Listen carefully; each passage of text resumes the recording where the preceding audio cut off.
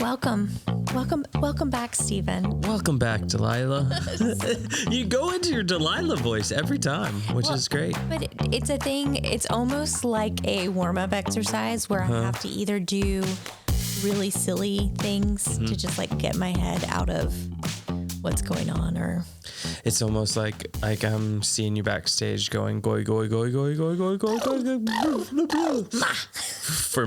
For those who don't know what that is everybody knows what that is. You just never know. You just never know who's watching. All right, episode 2. Ooh. Well, let's just say new episode. New episode. We're back. We actually came back. Yeah. To do this again. And it's been great. I love creating with you. Like I said, was it fun? You feel like the process for this was less stressful than the last time? Yeah, 100 or this setup. This process was less stressful than the vlog. Yeah. I definitely do, because I feel like we are just talking, and with the vlog, we both make creative decisions, and sometimes our creative decisions are opposite. Oh yeah. And I am a 2 on the Enneagram for all those Enneagram nerds out there. And you are a 6, so you're very loyal, and I am keeper of I like to keep the peace. And so you like to do whatever makes me happy. Yeah, correct. Well, thanks for painting it into a worse light. Keeper of the peace is 9. I just wanted to. That's true. That's true. I just want to make you happy. Okay. And there is this saying in our family, it's a running joke, that 95% of the time you're right. But when it comes to creative decisions, I don't always feel like that 95% of the time is correct. I still feel like I'm right. No, I don't. I think it's less. I think it's more like 85%. Well, we talked last week about just kind of why we started this, and I felt like we chatted through this as this week in honor of Halloween. We're going to share our travel horror stories. Yes, dear Lord. We're just opening the can. Like, hey, here's our soul. I mean, in the words of my friend Sarah Morris, to be honest, you get to see a lot of the highlight reel. Oh, 100%. On social media. And so it looks like the most fabulous trip every time we go. But I didn't snap a photo of that one time. Of those really early mornings or those late nights, or, just the things that are complete disasters. You don't have time to take a picture of that and share it with the world, nor do you want to. 100%. So let's keep it real. Yeah. And I think that this shows that, like, as much as we love Disney, as much as we love travel, it comes with its own perils, as you will. Perils? Yes. Man, this is going to be. But I mean, I think you have to push back past like the awkwardness and because it's memories. It's with anything that is new and different and not a part of your routine. It comes with risk. Yes. And our travels are a part of that. And we're always risk management. So where do we begin? The first one that comes to mind was we had the bright idea earlier this year to do a late night flight back home. Like, we spent most of the day, it was going to be a cheaper flight. Yes. So we actually went back to the parks that morning after we had checked out of our room. And we tried to take it easy. Yes. But we got to the airport and our gate, and the kids were just done. And Logan was so done and just worked up over being tired. Yeah, I mean, he is your child in this regard. How very dare you? I'm not to open a can of worms, but I do remember a trip that we took. That this is not that story. It's not that story. I'm just giving some preference or context of like how I think you guys relate. we drove to NYC in like 36 hours. If I don't get sleep, yes, you are. I am. I love you, and I think you're a beautiful woman. Dr. Jekyll and Mr. Hyde. Oh, yes. Sleep is important. Okay, so Logan, he's very much that. Very much. It had been a long day. It was way past his bedtime. It was like 10. The flight was like 10. And I feel like it even got delayed. Yes. And he was so worked up that he's like, Mom, I gotta throw up. So we made it to the bathroom, but he did. He emptied it out, and luckily the flight was not full. We got rows to ourselves. He passed out. Well, what was funny is yes, as the story, like we didn't have to stay back or anything, but there was like probably 30 minutes of like, what do we do? Do we book a hotel in our Hilton? Right. Like are we going to have like vomit bags and try to make it home? Because we didn't know if he was truly sick or if like after like calming, like we could not calm him down. Like that was part of it. Like he just started crying. Like he's a 5-year-old. Like, he just started crying, and he doesn't do this ever. And he couldn't stop. Like he just was like inconsolable. And so finally, like he released what he had to release. And he fell asleep on my shoulder, and we were like, let's try it. And we went immediately. Like we went straight to the back of the plane, sat by the bathroom, and we explained, and she's like, oh yeah, do whatever you need to do. Well, and like you said, like I laid him down, like we were very respectful. And if anybody wanted to sit with us, but luckily we didn't, like there was several open seats in the plane. So that was probably the most stressful. So in conclusion, the lesson we learned there was our kids are not high schoolers who can go all day in the parks and travel back home. And it's not even good for us. So we will do later nights coming from Nashville to Orlando. But go. That's interesting you say that, because we have done that a lot. Like we have, and they weren't quite that late though. True. I don't think we've ever gone that late, but it is very different. There's a different level of comfort. We also ran really hard that day, so it was also a weekend. So like we left on a Friday night. We squeezed. This was one of those squeeze it in trips. It was. We got our annual passes, and we were feeling froggy that we needed to go. So, so we definitely got in late Friday night. Went hard Saturday, went Sunday, and then to your point, it was just never again. It wasn't worth it. So, make sure your kids get rest. I'm not trying to put the boy down at all, but speaking of another story that includes Logan, which he's our youngest right now. Right now? Yeah, but no. Do you know something that I don't know? I don't know. In this episode, big surprises. No, there is no big surprises. Oh, tears. The grand reveal. Please don't let that happen. But he started going to Disney World when he was like 3, maybe 2. He was 2 the first time we went. And so we've had a stroller for him for the most part. And so this year we made the conscious decision, a couple of the trips, to be like, all right, this is the trip where we take you out of the stroller, because we've bought one of those travel Mickey strollers from the Target or from the park. We had one of those umbrella strollers because it's small, it travels well, and it does not push well. So we upgraded. We've had a great stroller that does what it needs to do, but it's just something extra to have to lug around. And his booty's getting a little too big for it. He's 5. Tall. Yeah. And so the first trip we tried, it was a little bit of a train wreck. And he lets you know when he's tired, obviously. Correct. Last story. But like his legs, and even this last time. Oh my gosh, I was about to say that. We didn't bring a stroller, and our pace was like at 0.5. It was half speed all day because his little legs just can't keep up. So we're still like in that, do we rent something bigger? it is like walking with your grandma outdoors.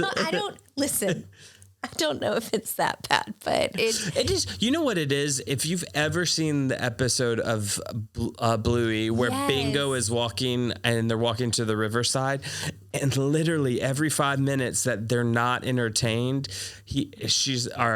Bingo is talking about how her legs hurt. She can't walk anymore. That's Logan. Mm-hmm. It's like, oh man, I'm so tired. Like, and you're like, bin chicken.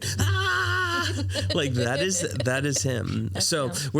The last trip, I think we've officially slowly taken the stroller out of our repertoire. Maybe Christmas, who knows? But he definitely did he did a whole day in the park arc without a stroller, which is fun. He did a couple of days. He did a couple of days without it. I still like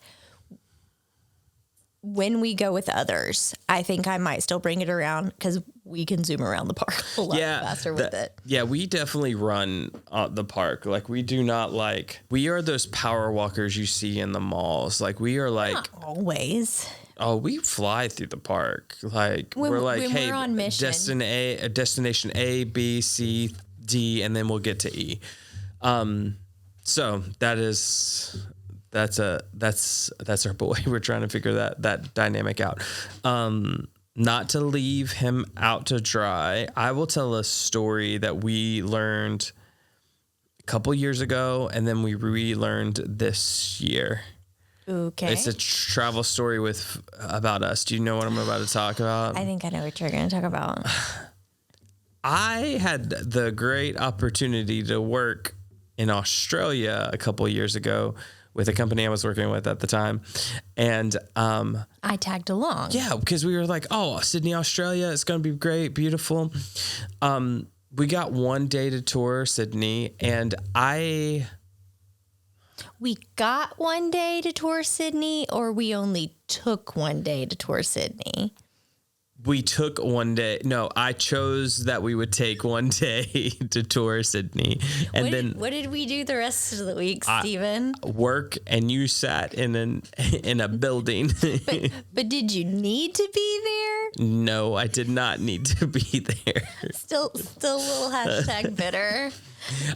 So we learned really, or we at least thought we earned that set better expectations on work travel. Trip. Yeah. Up like, oh, this is like, we're going to get probably like 25% or 50%. I will claim that on that Australian trip, I should have probably like, oh yeah, let's go out on the town like every night. But I was not. I was so... I was into my 3-wing really hard. You were trying to be impressive. Yeah. You are impressive. You don't need to try. Thanks. But the reason why I said I thought we learned that is we had a role reversal. And why don't you tell us about that? So you got to travel with me on the Disney Wonder this past April. Yeah. And it was really great because I had a second cameraman. Yeah. And I had the best cameraman with me. And I was still newer in my role, and I was laser focused. And you were on island time, and you just wanted to chill, which I understand. Like, you came as my guest. I was the one that was working. And you're like, why don't you just sit down? And I'm like, I've got this to do. I've got this to do. I've got this to do. And you're like, and I'm like, but it's my work trip. Don't you remember Australia? It was funny to be able to make that correlation in reverse. I don't know. It's funny now. It was not funny. Not funny in the moment. So definitely I don't know that we'll never be able to avoid another work trip. Like, it is cool to still be able to travel to unique opportunities when we have work that allows us to do so.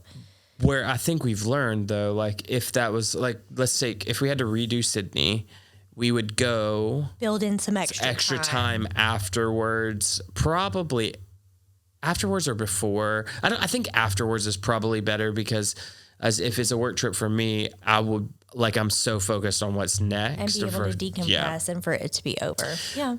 you can't always do that with a cruise unless as you're like the elderly couples that we saw on the Disney Wonder who and they just did a second round. Correct. They're like back-to-back cruises. That is take another wraparound. That's one of my travel goals is to like at least once do a back-to-back. I get it. I mean, sounds lovely. Sounds lovely. What would be also awesome? Sounds expensive. So we have learned that we don't mix work and pleasure together. We have different expectations when we're traveling on work travel with each other. Yeah. I mean, I'm pretty sure my friends at the agency can also attest to I am a different Erin when I'm in work mode versus like hanging out mode. Yeah, I mean, I've been married to you 13 years, so I understand that. I mean, your agent friends have only known you. But you're not the only one who is like that's true. Seen the crazy. Yeah. Well, I'm as crazy as you are when it comes to work standpoint. Like focused. I'm very focused. Dedicated. You're a great employee. Owner. Okay. Hey, we've talked a lot about the horror stories of Disney, which we say horror stories of Disney. Every time we've had an issue at Disney and we've worked with cast members, like we haven't had, oh my gosh. The biggest story or the biggest horror story I have. Okay. I don't know if you remember this, but I left my camera bag on the Skyliner, like $3,000, $4,000 worth of camera gear in my bag, plus all the stuff we shot. It was our very first vlogging trip. It was the very, very first one that we had decided to take and launch this thing. Yeah. And I got to Epcot, and I am one of those people who, when something happens to me, I do like this big inhalation of like. You are a little dramatic. I am very dramatic. With your reaction. And I was like, no. I don't remember. Like, were we in Epcot? I know we landed in Epcot, but was like, I don't remember when it happened. I don't remember at what point that you realized it. I feel like we might have gotten it, like we might have scanned into the park already. Yeah, I think we were in the park. And so we literally, I mean, I'm sorry, it was probably a miserable day for you. Like I was trying to be like the thing to know about Lost and Found at Disney World is that if you have lost something, there's a form to fill out. You can find it online, but that's where all the cast members will point you because it is very rare that you are going to actually find something that day. Yeah, and you mentioned this earlier, but like they do have specific spots like anything that happens in the Skyliner area actually goes to Hollywood Studios, like that. Up at their guest services. And so it is possible to find stuff, and it is unlikely. But it is extremely unlikely. And I think when we were in the park, I realized like I've just lost my camera. Well, you know what it was? It wasn't that we lost the camera. It was that we lost all the other stuff in the book bag, which was like filters and all the hard drive and footage stuff. No, it was my camera. You lost everything because I remember we were still trying to film on for our the phones. Yeah. We were filming on our phones that day. Yeah. So I spent the whole day like in a big fog, like trying to be the chipper dad, but like just you felt a little guilty. Yeah. Beating myself up a little bit. And so we did the whole day at Epcot, and then we went back to the resort, and I said, hey, why don't you just hop on the Skyliner, at least go check out Hollywood Studios to see if it happened to land over there. And I went, it was like probably 8 or 9, and they had in my bag. And you got real lucky. I got real lucky and real emotional. Did you really? I don't know if I've told you, I cried. Because we were starting the vlog and it was something very new to us and sweet. We hadn't had the camera long either. Yeah. I mean, also a $3,000 camera you don't want to lose. And it was just like this really beautiful, and I remember shaking when I got that bag and the guest services lady was like, "Are you okay?" I was like, "I'm just like so grateful." Like I was just like bursting. And so that was probably the worst thing that's happened to us at Disney, was like, or at least me personally, it's just like, we lost our footage, we lost our bag. We're like, but we got it back. So it's like, Phew. but it was, to your point, like, the best thing you can do when you lose something at Disney is not lose it. But second, and of all, like, fill out the form, talk to guest services, ask them, hey, where is this section's lost and found? Is there any way we could like just go check? Because they will do that. Mm-hmm. But like, one thing that we did do is we have a bag tag. Oh yes. To, like anything that has something super valuable in it too. We permanently have a bag tag attached to the camera bag. Yeah. Now. And air tag. That way we can like track it on our phone and everything. But that was the worst. I would say that that's like top of the emotional roller coaster on the rides. It's like gut wrenching, almost as bad as, I would say Logan's story is a little bit like mentally scarred me more than that. But like, do you know what else happened on that trip? No. The reason we were at Epcot, because we weren't going to Epcot on that trip. No. We had a crazy snowstorm here in Tennessee, and our flight got canceled, and there was no more availability at the hotel we were at. And so we had to go search for another resort. Luckily, there was one. Yeah. We moved Art resorts, of Animation. Yeah. And we're like, if our flight's going to be canceled, I mean, it was canceled for like 2 or 3 days, 36 hours. Like it was more than a day canceled because the snowstorm was so bad up here. It's so funny because I think that first year when we traveled to Disney, it would always snow here in Nashville. We didn't 3 times. We didn't see any snow. Like we were always in Florida. Yeah, and so we would always get delayed, or it usually was like, oh, we needed to push our travel back a day because of a snow trip. All right. Nothing really surprises us anymore. No. I mean, I'm sure there is something out there 100%. That could, but I feel even the kids feel pretty resilient for the most part when it comes to things that could happen with our travel. Yeah, 100%. And I'm going to transition this a little bit.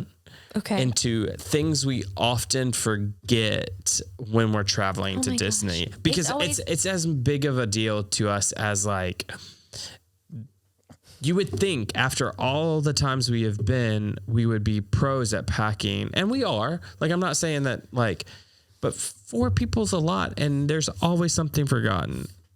And speaking of forgotten, I feel like we almost every time we travel, we forget their toothbrush. Literally 50% of the time that we travel with the kids, I do not pack their toothbrushes. I mean, like, I've got like 3 different cosmetic bags of like random things. And they will even have their own cosmetic bag. And for some odd reason, the gremlin of travel just is like, nah, they don't need fresh breath. But they do. Oh my God. Yes. And so it never fails. I think we have two or 3 Disney toothbrushes. I mean, you can get them at the resorts, but it's just like. I specifically have travel toothbrushes and a travel cosmetic case for them now, and they do not leave it. So like when I pick up the bags to pack them, like, and so the last couple of times we've been spared by the toothbrush gremlins, as you call them. Yes. So they've been there. But you have something that you pretty much frequently forget. I don't know what you're talking about. What do you forget to pack? You know. Hey, and I don't pack your suitcase for you. Correct. Like you it's all me. You are a pro. We're like, I know that's not always like commonly the case. Oh, and I'll pack the kids' suitcase, and you'll double check it. But like, we'll do it together. I constantly forget my bathing suit. Like, it's just like a thing I do. Like, we're going to Florida. We're gonna swim. Well, and now that the kids have like deemed night swims a thing, like it is like crucial. Well, and they're full on swimmers too. They're not like floaties in the shallow end anymore. They want to go down the slides and all that. Mm-hmm. So yeah, I constantly forget my not my toothbrush, but my bathing suit. I've never forgotten my toothbrush, but it's because I have a travel one, just like you said. That would be, so I would say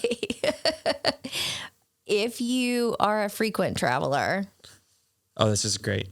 then, or you're starting, you know that you're going to be traveling often, have separate toiletries.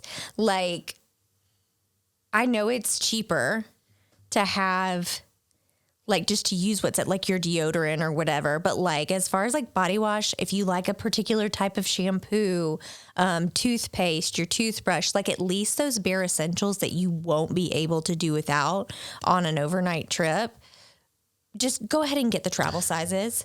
Well, I mean, to your point, like body wash, shampoo, conditioner usually are included in wherever you're staying. So like as long as you have your deodorant and toothbrush and toothpaste, but, like you know, I do know that people have their things, but like if their budgeting favorites. is a big thing for you, just buy an extra deodorant, toothpaste, toothbrush. and just sit it in there. There you go. Just have it separate, and then you won't end up like us forgetting our toothbrushes all the time.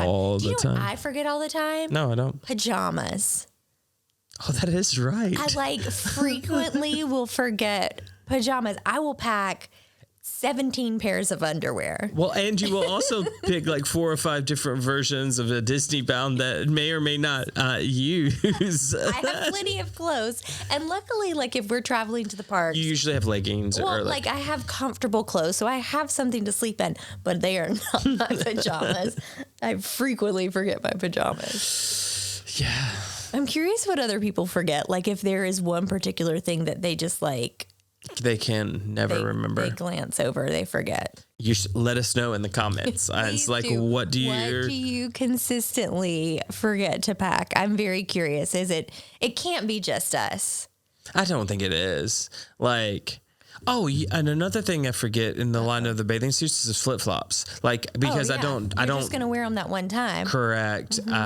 And so I'm often walking to the pool either barefoot or in my Brooks, and I'm like, well, I hope I don't get these messy. It's a good thing we don't go to the beach that often anymore. You'd be screwed. Thanks. All right, we've talked a little bit about horror stories. I think we share one more horror story and maybe our favorite story, and then any news. Okay. Does it sound okay? Last horror story, which is almost scarred me for life. That's a pretty bold statement. We are a big fan of Disney, but we're also pretty big fans of Buc-ee's. It's like We do love Who doesn't like Buc-ee's? Correct. Who doesn't like a Walmart-sized gas station with a beaver that our son calls a chunky beaver? Chunky beavers. Yes, That's chunky what he calls beavers. Spring break, was it last year? Spring break 2022. We did not fly. Yeah, we decided, and we've drove to Disney a couple times now. Yeah. But we decided to drive from Nashville on spring break, which what we're learning is better time to drive to Disney would be fall break because not everybody leaves at the same, like it's like a bigger thing. Or just like not a main holiday season because the roads obviously are full of traffic.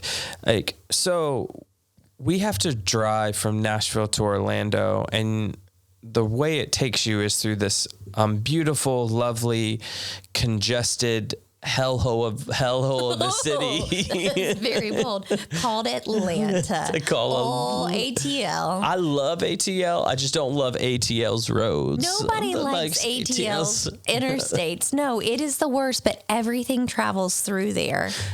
And we hit a lot of traffic, but what also added probably another hour and a half to 2 hours is we didn't stop at like one Buc-ee's. We decided to stop at almost every Buc-ee's on the way. There was only two. But we did stop at both Buc-ee's, which adds 30 minutes each to your trip. So what should have technically been a 10 and a half hour trip became like a 14 or 15 hour trip. A 14-hour trip from Nashville to Orlando.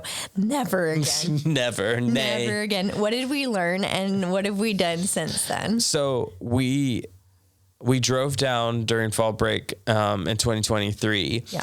And luckily we had a stop to make for your families. And so it was like a 5-hour drive from your family. So we broke it up. We had a split trip going down. Yeah. we had the option coming back from Orlando to go back roads, Alabama style, and add 30 minutes to our trip, or go straight through Atlanta. And we decided to do the Alabama trip. And for the most part, we didn't hit any traffic. It was like straight gun ho. It was really great. But I love that you called it Alabama style. I mean, like, just like barbecue. But we have learned something beautiful about ourselves. 7 hours is kind of where we hit, like, just get me out of this car. That's our good length. Like, everybody's still kind of happy and ready to be there, or just ready to, like, they can still do things, move on.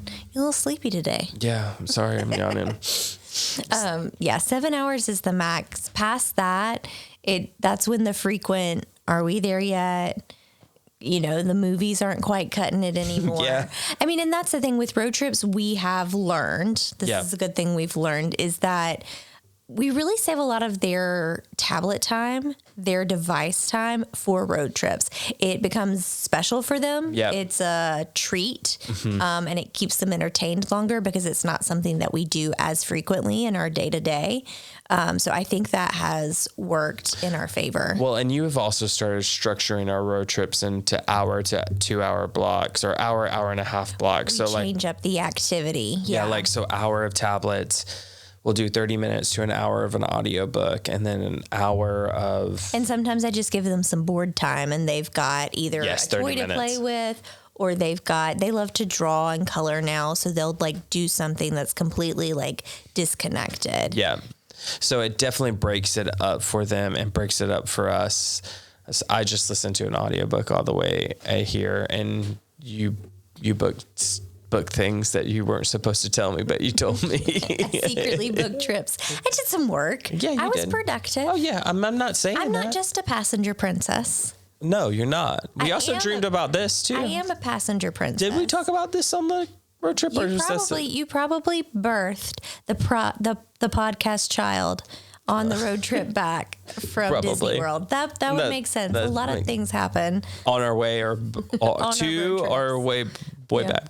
Okay. What is your favorite, or like, what are some of your favorite memories? Like, one memory that sticks out to you right now, and we'll wrap it up with tips and our news. Ooh, the first time the kids got to see Fantasmic. Oh yeah. Because they had gotten to see, like, I think we had done Magic Kingdom fireworks at that point, and we had done some other stuff, but Fantasmic was like a completely different experience for them. And we had done Disney a few times by then. Yeah. So to see them have the wonder again, like, in the just like the grandness of it all. It's super fun to still be able to introduce them to new things, and us. I still like some. I mean, it was magical for us too. The new stuff, yeah. I would say I just remembered this, but it will probably be like a core memory for me. Very dorky. I don't know if you know what I'm going to talk about. Do you have an idea? No, I was going to say when you and Logan got to build a lightsaber together. That's what I was going to say. Yeah. Like, me and Logan, it wasn't even like the experience. Like, the experience of building a lightsaber was awesome, but there was a sweet moment where I let Logan pick the kyber crystal, and he said, I want to pick green because that's who's your favorite. Like, he was like, I want to do it because it's your favorite. Like, and it's just like one of those moments where I'm like, thoughtful moment. Yeah. And so, I mean, the experience is awesome. Savi's workshop is awesome. It's expensive, yes, but like the whole, like, I mean, Disney knows how to create an atmosphere where they can usher in the imagination. So Fantasmic, Savi's, Galactic Star Cruiser, God rest his soul. I will say the moments that always stick out to me the most are the ones that we couldn't have planned. Yeah, I agreed. We couldn't have planned it, but we are aware enough when to slow down and pay attention to, like, what they're looking at, what they're paying attention to, and those magical moments just kind of create themselves. Yeah, I mean, I think we've fallen into this hole a little bit, but don't get so wrapped up in your own expectations and your own magic to not appreciate the quirkiness and the life that you see your kids get, because like that's the thing that I think we realize more than anything is those moments are like not the big rides or not always phantasmic, but it's just those little moments. And it's like whether it was like Logan saying in that little line in Savi's workshop, or like him waving at princesses and then blowing kisses. It's like those are blushing, like those little moments. Like I feel like when you're so excited about the experiences, whether it's Bibbidi Boutique or whatever, like I feel you miss it. When you're focused on getting to the next thing. Oh yeah. When you're focused on this perfect itinerary that you built, you're going to miss what the trip is actually about. So like have a plan, build an itinerary. I do think that's very helpful for expectations for having expectations for your trip. However, build in some time to slow down and be with your family. Yeah. And just pay attention to what they're taking in and what they want to do. Yeah, I love that. Okay, I feel like we need to transform the desk into the news desk, because we're into that scenario where we're like, Channel 5 News, Aaron Lester, please give us an update on all things Disney. So I was thinking about this earlier today, and I think it can fit in all the things that are kind of happening in the immediate future of Disney World travel specifically. My ideal time to go to Disney World would be November 1st to November 11th. 10 days worth of Disney, because the last Halloween party in Magic Kingdom happens on November 1st. The first Christmas party happens on November 9th. But Blizzard Beach is also reopening on November 6th. So it's like bam, bam, bam.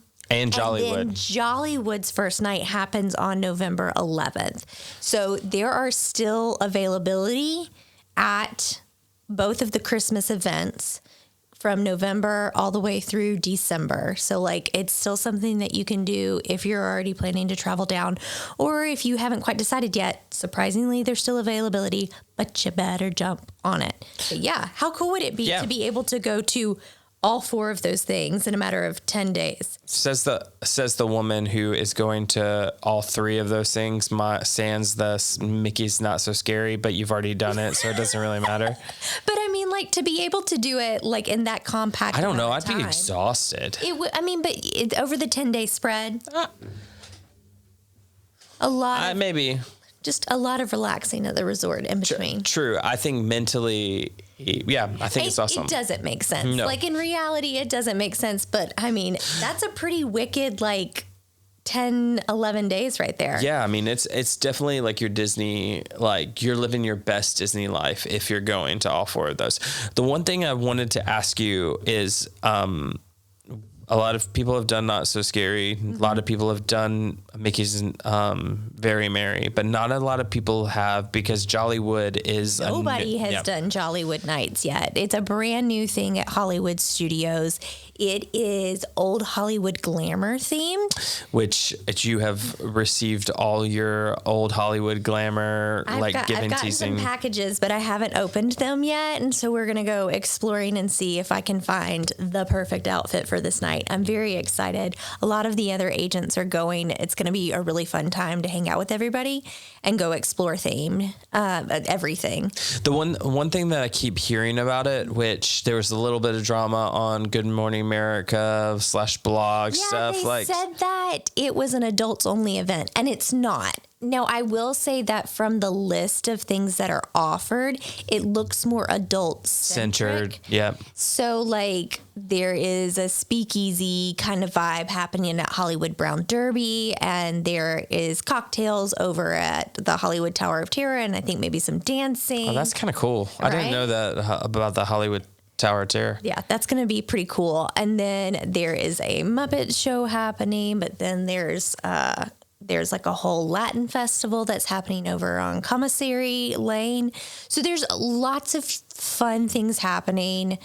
Kids can still come, but I think it won't feel as kid family friendly as Mickey's Very Merry Christmas Party. You won't. I mean, you'll probably see Santa, but Santa won't be in a sleigh.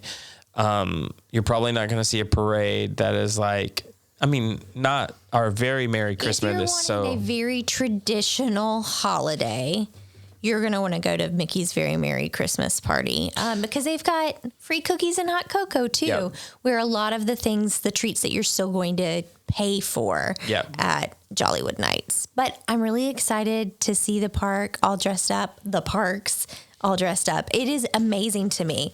Like, it will be Halloween on November 1st still, and by November 9th, it will be completely Christmas.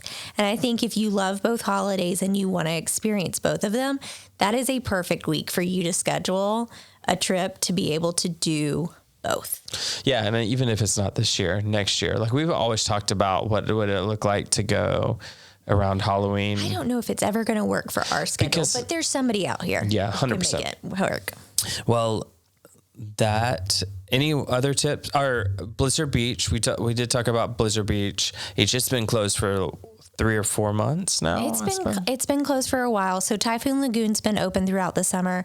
Blizzard Beach is opening up for the winter. It's a really cool looking water park that is honestly snow themed. I would say that Disney's water parks are the best slept on secrets of Disney. It's fun, but if you really want to talk good water parks in Florida, you need to head over to Volcano Bay. You've talked about this. Our kids just love Typhoon Lagoon's wave pool, which is the biggest coolest wave pool. Yeah, it's pretty awesome. So, but yeah, it's definitely one of those things that if you're going, there are plenty of things to do this winter season. Awesome. Well, thank you for watching. Thank you for listening. What should they do? You should subscribe, give us a comment. Tell us what you disagree with. Tell us what you agree with. Tell us, what did you forget in your suitcase? Because somebody's probably got the one thing they always forget. I want to know. I want to know what it is. Well, till next time.